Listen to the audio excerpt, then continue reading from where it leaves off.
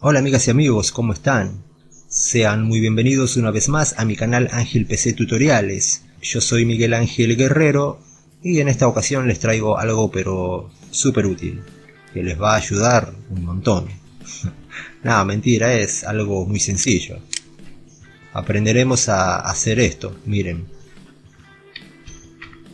¿Lo ven? Haremos que la barra de carga o la barra de reproducción de YouTube cambie de colores y parpadee. Bueno, para la demostración voy a usar el video de una amiga, de Nails by Becerra, que se dedica a hacer videos sobre estética de uñas, uñas acrílicas y todo lo que tiene que ver con uñas.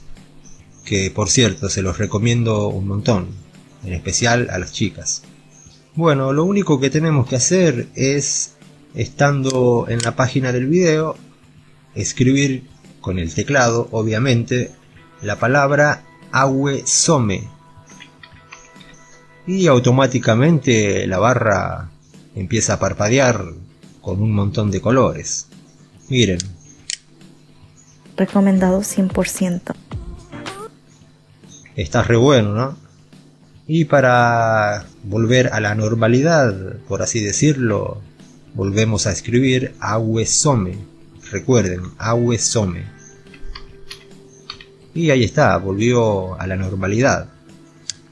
Es el número 12 y las plantillas también de Marta Chávez y se acomodan perfectamente. Todo me encantó. Lo voy a volver a activar para que vean otra vez. Si quieren puede probarlo mientras están viendo mi video. Diseños hermosos. Bueno, aquí todas las uñas van a ser del mismo cover. La decoración es lo que las va a hacer diferente. Y la voy a desactivar de nuevo. Y bueno, ya pudieron ver que es muy fácil, solo hay que escribir Awesome.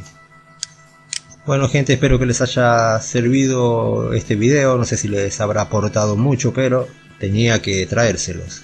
No olviden suscribirse, activar la campanita, like, comentar y compartir el video. Muchísimas gracias por todo y hasta la próxima. Chao.